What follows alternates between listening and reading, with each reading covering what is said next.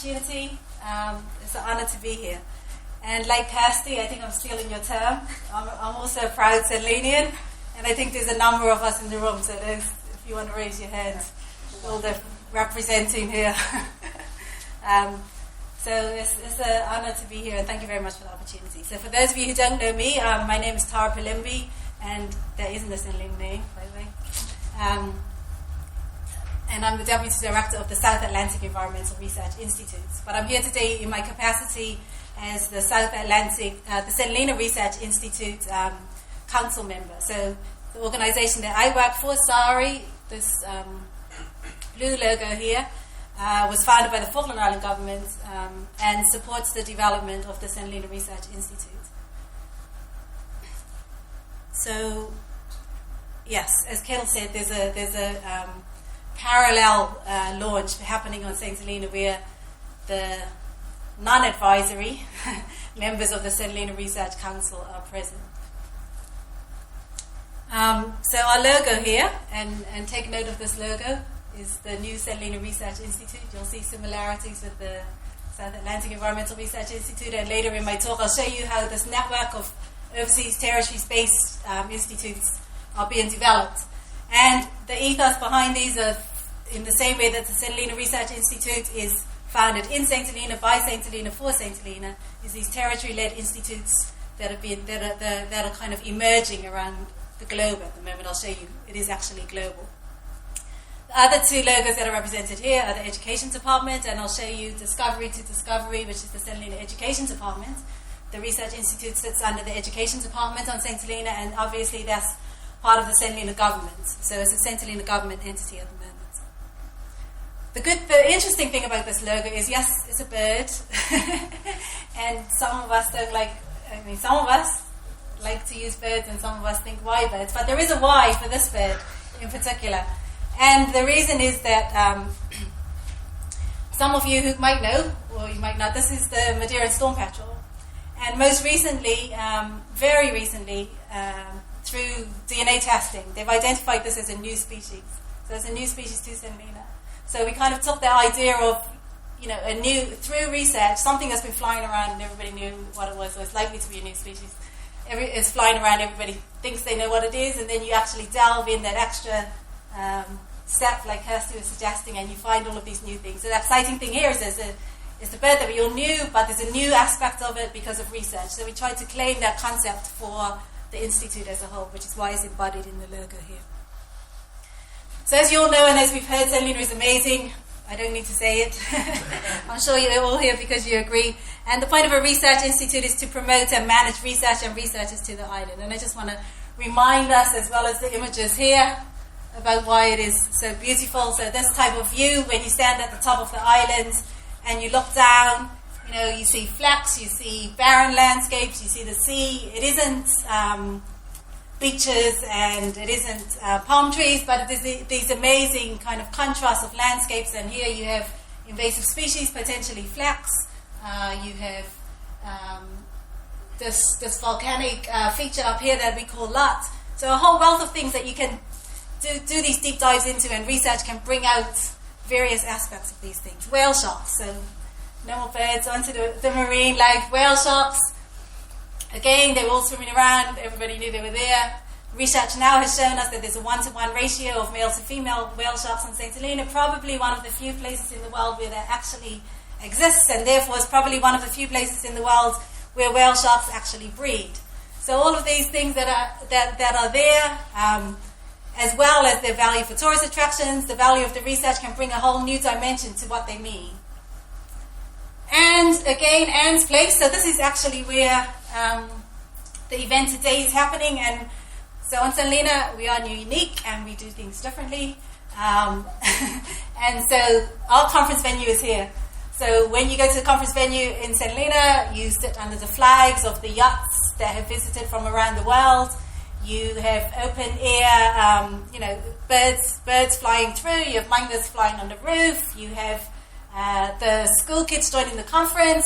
Johnny and his team had the conference aired on the radio, so the whole community listens to it. So this whole inclusivity around academic events as well is something that the Research Institute is happy to promote, and I know it is one of the elements of the new investment strategy and the new St Helena economic development plan.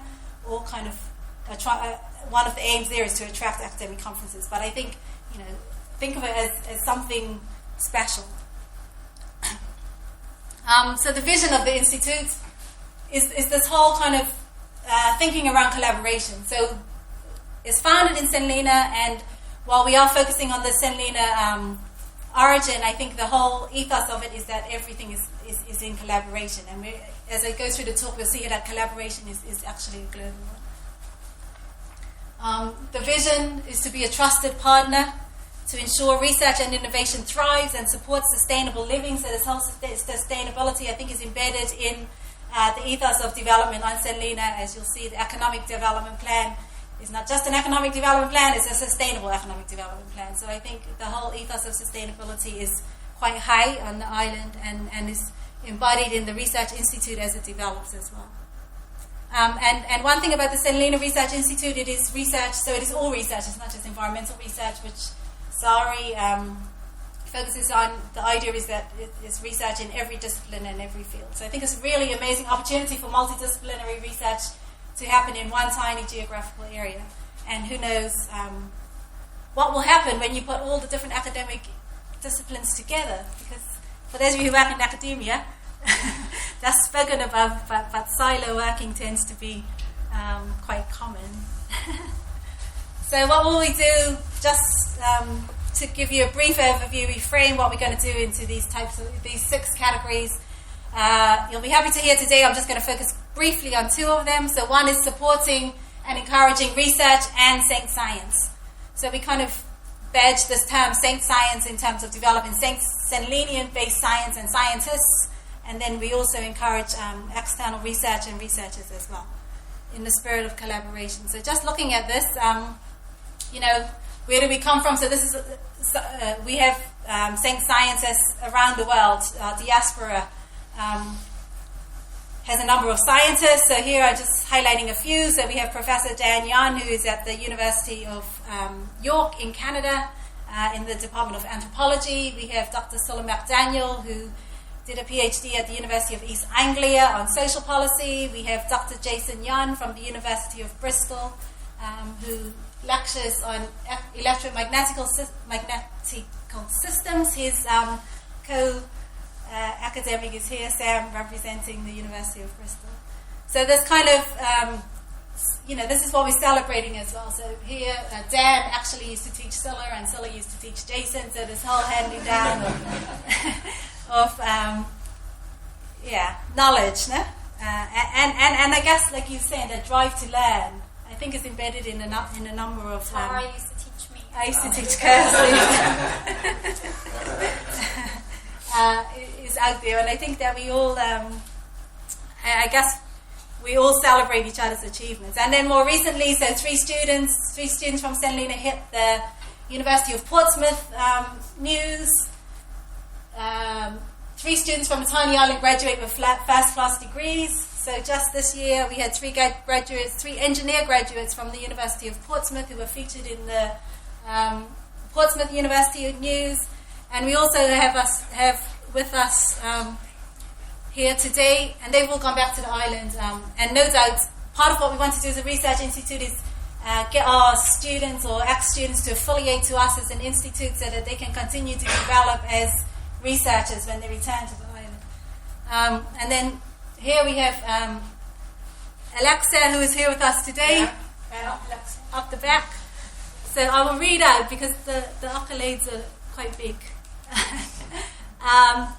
She graduated this year as top of her cohort in biomedical sciences at the University of Kingston. Also awarded the prestigious Institute of Biomedical Sciences President's Prize for Outstanding Achievement in Biomedical Science. And, as if that's not enough, 2 Kingston University Dean's Prizes for consistent good performances and for the best performance on the degree. So, well done.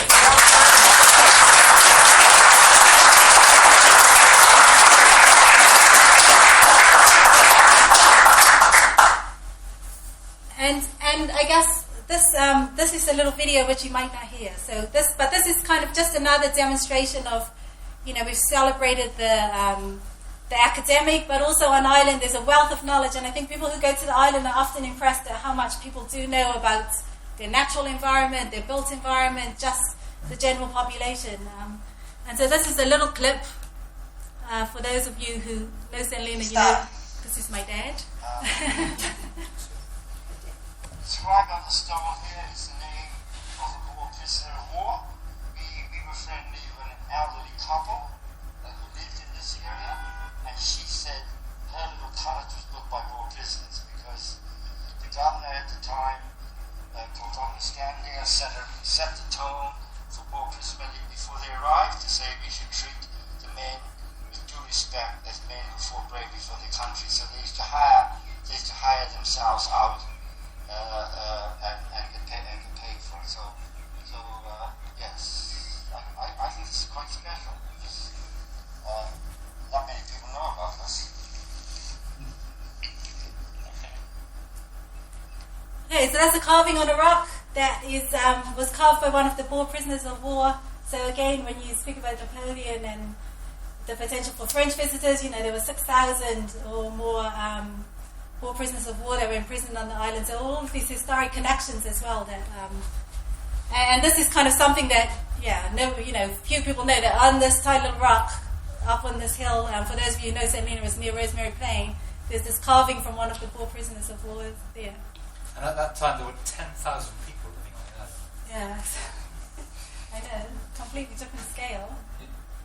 And then also, so in the spirit of our collaboration, we also want to celebrate the international scientists and researchers who have been part of the development of our knowledge on the island as part of this research institute. And again, there's been so many, and I will put up some more logos and some more institutes at the end, and we can't mention them all, but I just want to highlight one or two examples here because they've played really important roles in international research, and international scientists have played really important roles in the development of knowledge on St Helena. So here we have Professor Quentin Cronk, who used to be at Kew, used to be at Oxford, is now in Canada, and he started his career on St Helena researching the endemic plants there, and for us on the island he prepared the island's first endemic plant book and was instrumental in this knowledge that we all have as a local community about endemic plants on the island. We have Professor Alistair Edwards from the University of Newcastle, who again started his career on St Helena, identifying tropical fish species there, and produced our first fish book for us as an island too. But I think these examples of people who have gone on to become eminent scientists in their own fields, well respected, but that connection that they have with St Helena is still there, and they did come back for our first international conference that we held last year on the island, and others as well were part of that event. Cassidy also spoke at that event. I'm sorry, but I think it's just to show that this whole network, as we said earlier, is built on individual relationships and trust. People have been part of kind of the community development over the years. And this is more recently, so our first group of students from a university came on a field trip to the island in last month. So from the University of Munich, Technological University of Munich, Germany, first group of master students to St Helena ever. So the whole kind of, just embodying that idea that people do want to come and are already coming to research.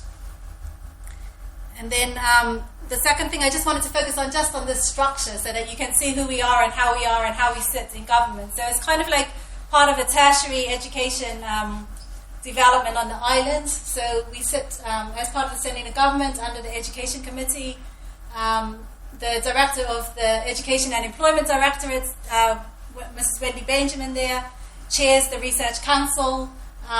It then comes under Lifelong Learning. This is Ms. Angela Benjamin. The Research Institute is then coordinated by Dr. Rebecca Kainswick, who is the in-country academic who has been doing environmental research on St Helena for many years. And the Shirley, the admin officer. So the council is made up of island-based bodies, so some St Helena government departments, the St Helena National Trust, and Enterprise St Helena, who are here as well.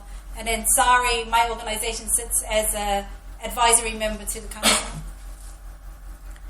So where are we now? I guess we're here. So we've launched, but we had this massive checklist. So we had all of those years, 20, 40, 50 years of things happening. And then the most recent kind of hectic checklist was to get all of these things in place so that the Institute can be launched. So policy, framework, licensing, all of these things, you'll be happy to hear are done, which means that you can, if you want to come and research, as Kirsty invited everybody to come and research, you can now get a computer, a desk space, and a place to sit, as well as all of the other things. So today's the launch. So here we are launching here in UK, also in St Helena, and I guess the island is officially open for business. So the call to research. I just wanted to end by saying it is, as I mentioned earlier, this is part of a growing network. So these three entities now exist. So you have the Mid-Atlantic Environmental Research Institute that was launched in Anguilla in the Caribbean. You have SARI, our organization was launched in the Falkland Islands by the Falkland Island government 7 years ago, and then we became independent 2 years ago. And then now the St Helena Research Institute is launched today. So you have this, St Helena Research Institute is not on its own, it's sitting within this wider framework of research, territory-based, UK overseas territory-based research institutes. So here's the network. As I said, I'll show you how we are global. If we take our logo, not to scale, then it's not bad. And I know as islands anyway, there's this whole reframing of small islands from small island developing states to big ocean states. And so if you look at the size of our oceans, this is almost to scale.